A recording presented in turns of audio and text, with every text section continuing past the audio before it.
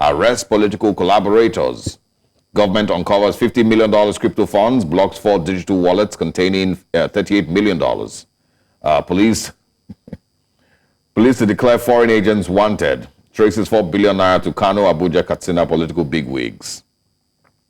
EFCC donates 50 billion naira crime proceeds to Nel Fund. We can also find NNPC Limited postpones Port Harcourt refinery kickoff for the 6th time, as expected. Should have written that. Should have added that to the headline. As expected, NNPC postpones Port Harcourt refinery kickoff time for the 6th time. It was supposed to be at the end of August. Yes. We've been doing the countdown, thinking, okay, August is almost coming to an end. 4.2 trillion naira foreign MOUs signed under Tinubu, says a report. And federal government unveils plans to bring back 12,400 JAPA doctors. Just a few other stories. TUC backs $5 million monthly pay for judges. 16 confirmed dead in Oyo multiple crashes. And NJC to select Ariwola successor on Friday. Those are the stories that we can find on the Punch newspapers. This Nigerian newspaper comes up next. All right, and on This Nigeria, protest was plot to topple Tinubu, ex-presidents declare. Buhari, Jonathan, Abdulsalami Gowon rally behind current administration. Obasanjo, Babangida absent at Council of State meeting. Who knows why? Stakeholders urge tax waiver for manufacturing sector. Yaba Psychiatric Hospital seeks help for abandoned indigent patients. That's a very interesting, sad story. President signs 300% pay rise bill for judicial officers. Yearning of officers met, says Attorney General of the Federation. Windfall tax, excessive burden, bank directors cry out. That's all on This Nigerian newspaper. And let's move over to the next paper. That is the Daily Independent. Just quickly on the Daily Independent. Go on, Abdulsalami, Jonathan, Buhari decry protest, regime change. Pass vote of confidence on Tinubu at the Council of State meeting. NSA reassures nobody will truncate hard-earned democracy. Wait till 2027 election, federal government tells President Tinubu's opponents. It doesn't seem like they had a lot of conversations on the welfare of the Nigerian people and how we maybe can improve on the quality of lives of the Nigerian people. Most of the conversations or the reports from this Council of State meeting seems to be all about the protest. That's very telling. Tinubu signs bill increasing salaries of judicial officers by 300%.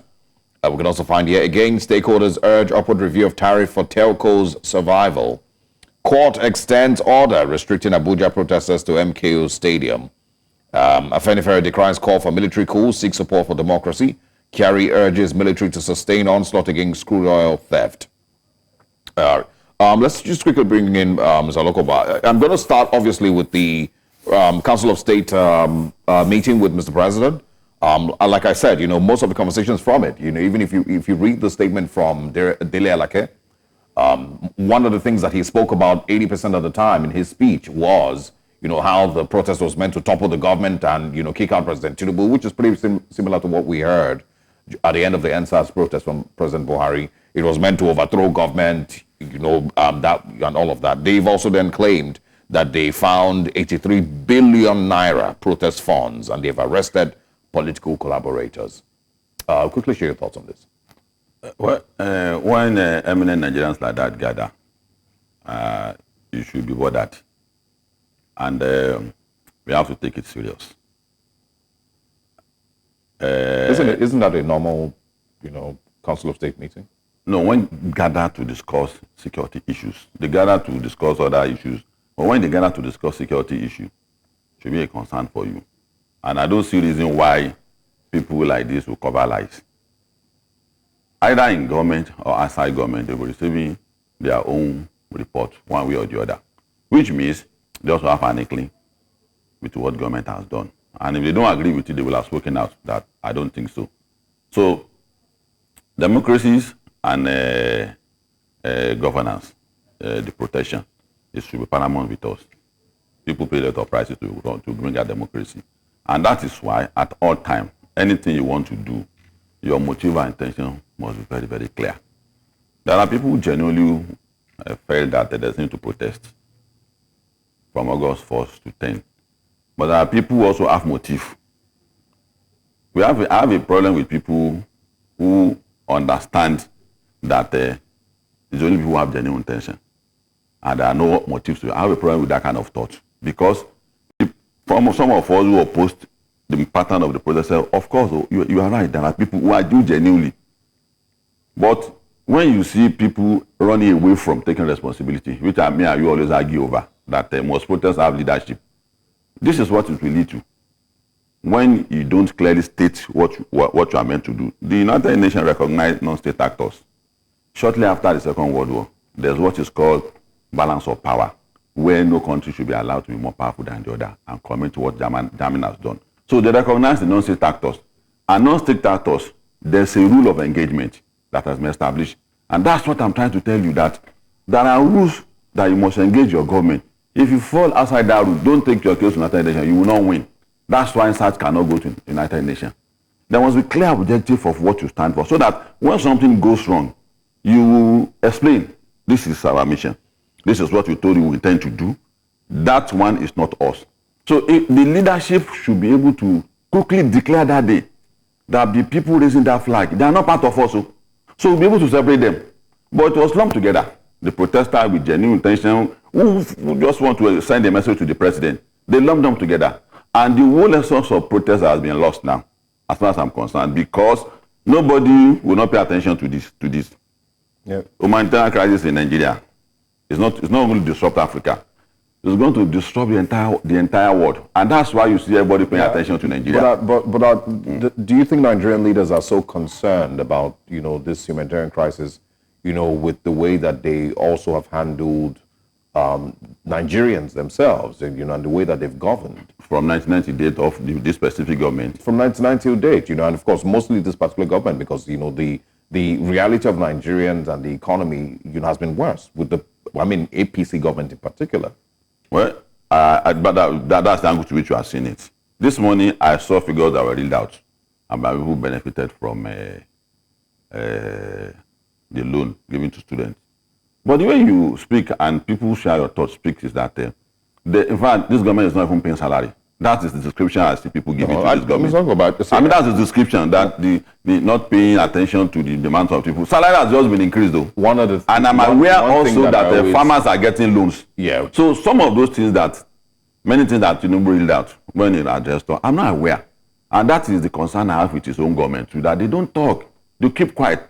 When there seem to be progress, people share thought to me, leave you to it and say, no, something is working. But when people feel that nothing is happening, the numbers of people who keep increasing, who don't like this government will keep increasing if you don't tell the world what you are doing. So first, the government needs to talk more. All this issue now. This is what I'm. We want this is to be what I'm declassified. pointing out. This is what I'm pointing out. This issue will be declassified. You can point people out, behind it, so that. Can you hold on? No, let me quickly say this, please. Okay. So that it will be clear to you that it's not a permutation to also douse all this. So would you agree with anybody? Would you agree with anybody who says that this is a fake story? If the government doesn't go ahead and expose these people that they've claimed to be collaborators and sponsors of the protest, the people who funded the protest, 3 billion naira, if the current government doesn't expose them, and next week somebody says, well, the government was lying, would you disagree with the person? As an expert, I will say that it's going to increase the number of people that will say government is lying. So my advice to the government is that there must be consequence. People should be brought on board. People should be tried. We want evidence. See, government is not a secret court. Would you? No. Who would say no, I won't. Right, because so you can't joke with this kind of national issues. Okay, right. Before you gentlemen go on, I just also want to bring in our audience to let our viewers know that if you'd like to be a part of the conversation, the phone lines are open. You can call in and react to any of the stories. Mr. Olokoba, you had said that the government should declassify this. So I want to imagine that what you mean by them declassifying this would be to name names. Yes. But do you have we need names. Do you have faith in the current administration to actually name names? Because over time there are usually speculations about certain things. Protest sponsors. Before now, there have been several speculations, really. But they are not speculations. Because for me, as someone who has been protesting for a long time, so what I'm talking about is like follow through the process, to name names, to bring before a court of competent jurisdiction. Do you trust that this current administration will? It's not only about this group. That's the concern I have. Since 1990 date, maybe it's an inheritance from the military era. There are things. You asked me a question about NLC, police, saga. And I said, why will police not come out to say that we are the one that was behind the raid or whatever they call it? Why will you not speak up? Then two days later they did, and it became an altercation. And they should write specific, make it a formal letter to NLC that we didn't come to your office. This is what, with evidence. See, if you run government this way, doubt will no longer be as much as it is now. So this one, I completely agree with you. But it's not only Tinubu's administration that has this kind of challenge. From Obasanjo to date, so they classify certain thing that is needless. And whilst I can agree with completely needless. Whilst I can agree with you, I think our focus now will be on our current administration, because we cannot go back to Obasanjo's time and tell Obasanjo you should have done this. It wouldn't amount to anything. The only person we can have. That's what I'm saying. Is that we need information. We should not leave it to. We voted for you, and it's not a family affair. It's a public affair. More so, it's going to assist a lot of Nigerians who have not taken decision yet about the protest, whether it's mentioned or not. So if there are more and more evidence, what about you? I've taken the decision that it is a correct. All right. Let's take the call from Alhaji Lawal before we continue. Good morning, Alhaji Lawal. Thanks for calling. Please go ahead with your comment. Yeah, good morning, please. Please turn on the volume of your TV set so we can go ahead with the conversation. Yeah, good morning, please. I like what you people are doing. You're going to have to call us back. Just to reiterate again to our viewers who want to be a part of the conversation, the numbers to call are on your TV screen. Before you call, please turn down the volume of your TV set, or else you might have to disconnect because it affects the conversation. You were going to ask. Yeah, I was going to ask. You mentioned, that the Council of State members, very likely received security reports, and that's why they all, showed up and, had similar views. Do you think from President Olusegun Obasanjo and Ibrahim Babangida received similar reports? No, of course. For Babangida, he may have his own reasons for not coming, which I don't think is ulterior.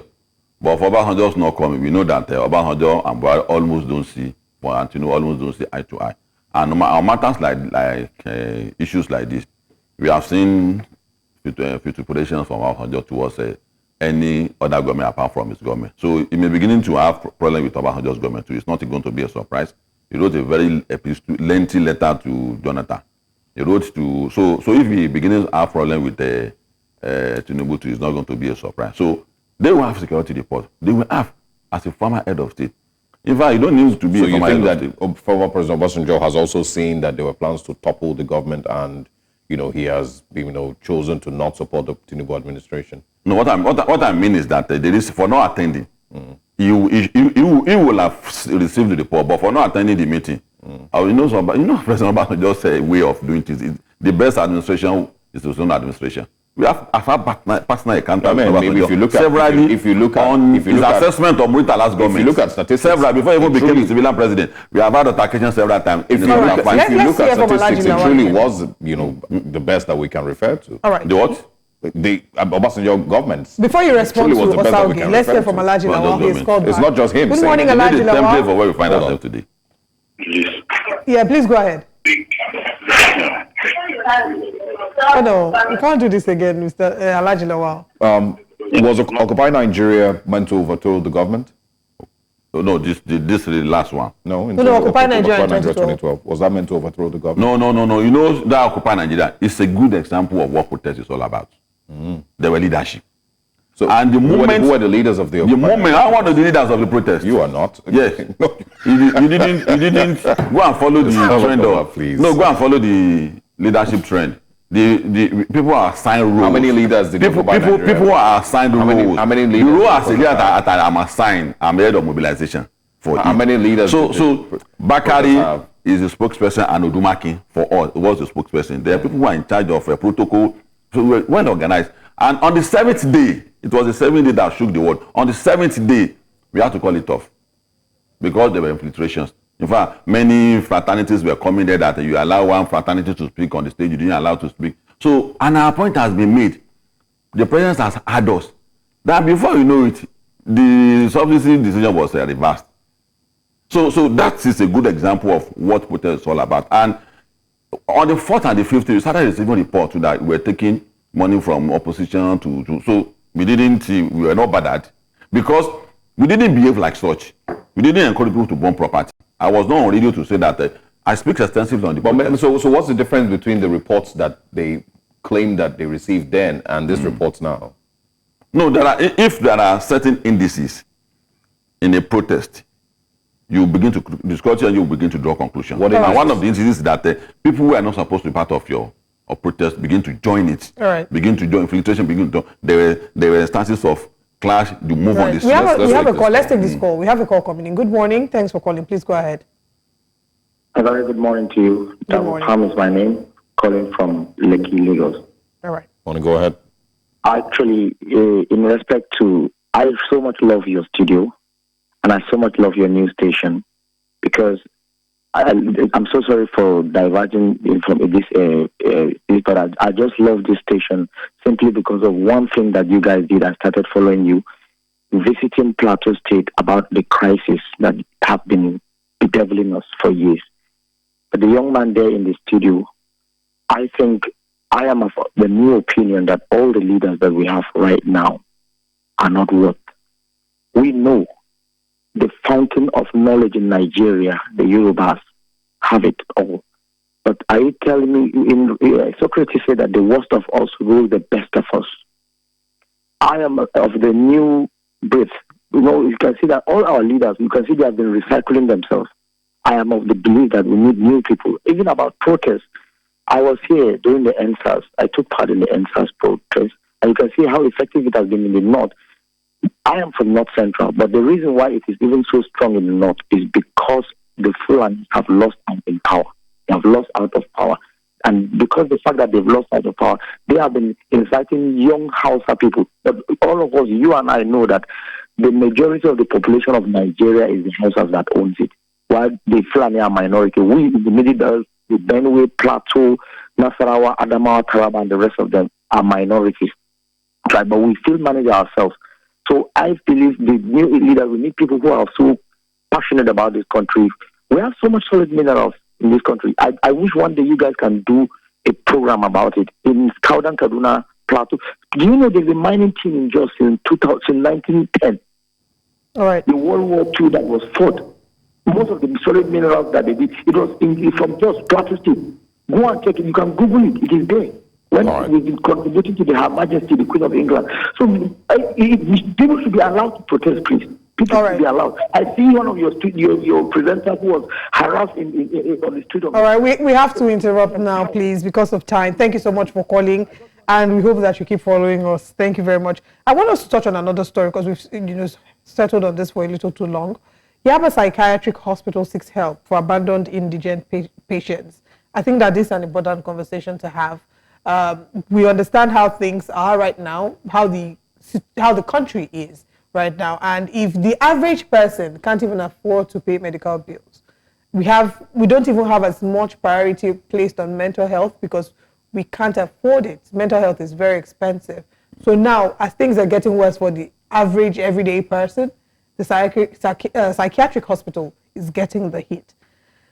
How does this information come across to you, and this administration, and how well can they combat this? Well, the personal advice I have for people is for to brace up for the picture of things to do. I've been saying this from day one, that in 3, 6, or 1 year, it's not going to be a do. I've not changed my position about that. So, if you want to receive a blow as a fighter and you brace up for it, the effect will not be much. Things will not be rosy this year. It won't be rosy early next year.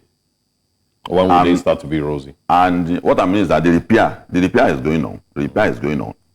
For this political structure in country today, that any president at all can locomote Nigeria for 1 year, I give him kudos. But it can't take us far. The other caller says something very, very fundamental, and don't brush it away. The important of it is that Nigerians don't want to be ruled by proxy again. Concentration of power at the center will keep bringing crisis for us. Let people go at the pace they want to go. Decongest the center. Devolution of power is in the way out.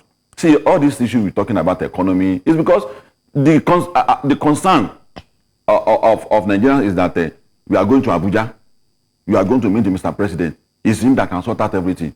And Obasanjo you mentioned, it's because Obasanjo, okay, did you not praise military when Obasanjo was there? I remember very, very well that in the media, everybody was saying that military era was better than Obasanjo's era. Immediately he left, people started praising Obasanjo over Jonathan. Everybody said the military era was better than Obasanjo. Yes, when he was concerned, his own time, things are not getting better. Things are not getting better. Generally, we define to do generally because the moment a government comes in, people don't prepare their mind that there will be that period for the government to concentrate and begin to do the needful. What they want is immediate solution. And we don't structure our country in a way that there can be immediate result. The way we structure Nigeria, where the economic power is in the hand of federal government, we can't prosper like that. You kept saying this, but and the rest of the world are bothered about that. And that's why anybody who is protesting, who is talking about insecurity, and it's not specific to say that the reason why insecurity is that the security layer of this country is what is wrong. We have 200 million policemen in Nigeria.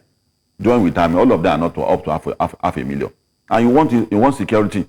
You want 200,000 people to secure 250 million Nigerians without asking the governor. The governors are sabotaging the president. They sabotage Obasanjo against state police. They sabotage Jonathan. They did for Buhari. So this time around again. Let me understand something. Whose responsibility should it be to improve on the police force?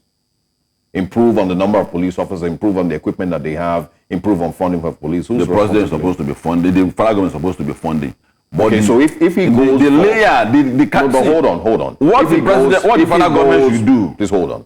If the president stays in office for 4 years and there's no change, there can't be change with this political structure. Why can't there be change? The number of security agents that the federal government is supposed to have has been exhausted already. It's normal. What is the number that is? It's normal. The number that we are supposed to have now, which is 500,000 for the total security package, is enough. What we need is a complementary role from the state. And you're not looking in that direction. What the federal government is doing it already. You can't place what the federal government can do at their doorstep. They can't secure the taxing state of the federation. And the governors, because of the Herculean task of having a state police, they are sabotaging the president. They did it for Buhari, they did it for Jonathan. And they have started again now. We've been calling for it. Our guy is running away from it. Yeah, we have a call from Akko, I believe. Good morning, Akko. Please go ahead.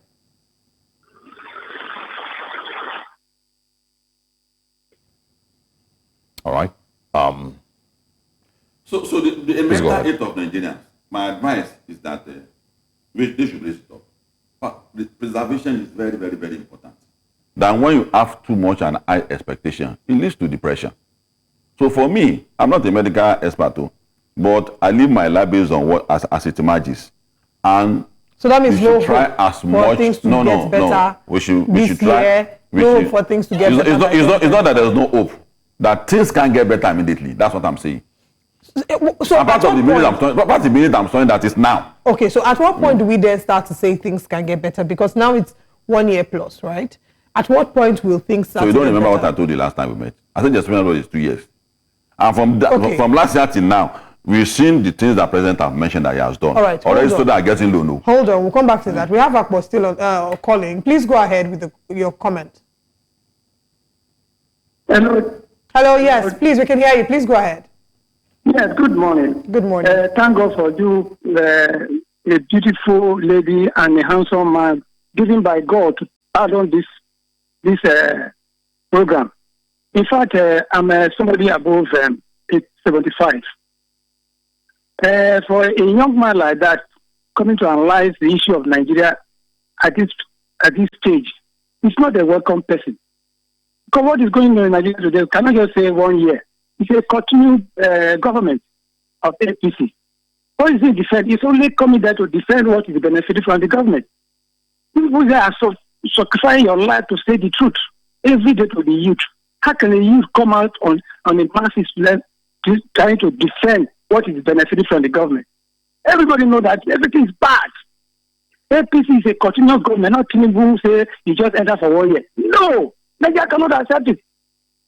We have to change the decision, change the policies. What we need now, action. What is the action? Let the fuel come down to 200 naira. You see that everything's changed. Not increasing some people's salary, doing that. So what they have, Buhari administration started. Cities on children, they say, let's go government school children, they feed them. But today we have more private schools. Are those children not Nigerians? In fact, they are ready for what will benefit all Nigeria to satisfy few people. And that's what this man is defending his own. Never invite this type of person to the public. Not at He's all. the public. He's the youth. Thank you very much. Millions of Nigerians share my view. If that's not your own view, I've developed this scheme for this kind of thing.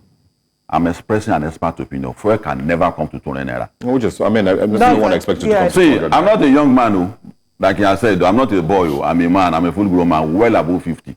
So, and I've contributed 35 years of my life to advocacy, engagement, and struggle for this country. So, if I share a difficult view now that you don't agree with, that doesn't take it away that I'm not honorable. I know what I'm saying. Yeah, Nigeria just want the easy way out. There's no easy way out. We need to go. That's difficult. There's no easy way out too. I just want to ask, in your view, since 1999, what would you say has been Nigeria's best government? There's been no best government since 1999. There's been no best government since 1999. So which one has been the worst? Which has been the worst? No, given the political structure in the country today now, I've said that every administration has done their best. Yes, so I mean, so in all the best that they've all done, which one would you say? If a driver is driving a very rickety vehicle, you must praise him. If a driver is driving a very rickety vehicle. So that means, in your view, all our past presidents have done a good job. With this rickety structure, political structure, yes. They've all done a good job. This political structure, yes. I don't expect them to go this far. Yeah, but I mean, if you would rate the quality of life for Nigerians in any of these governments, and it's, I mean, which would you say gave Nigeria a really good time? I mean, a reasonably fair time. Instead of dissipating energy to talk about these issues, why can't you repair your car? You can't be blaming your president. But I just want to know who would you think has been Nigeria's fairest president? Let me not say best president, fairest. No. Is it an assessment to... Because you have to be specific on what you are talking about. Quality of life. Quality of life. Yes. Nigeria's economy, the quality in every way, human development index, every way. Yeah. See, imagine. I gave all of them kudos because... You're trying to be politically correct. I'm not political because if you have 10 drivers that drive a rickety vehicle, you have to tell them that for a mechanic will tell you, this car. So you give so as an expert on political issues, on political structure, I study this. So that means I acquire academic knowledge. I mean, about we have to get out of the studio now because we have to move to the next. So this structure is rickety. All right. It's not the blame of any president. And until you repair it, you know, I'm telling the president you think I love to this too. That I can't go anywhere with this structure. So if I'm coming up for him, I won't be telling him that he can't achieve anything with the political structure. I won't be telling him that. I would love to speak with you again in 2027. Okay. Absolutely. All right. Go with our lives. Indeed, he will.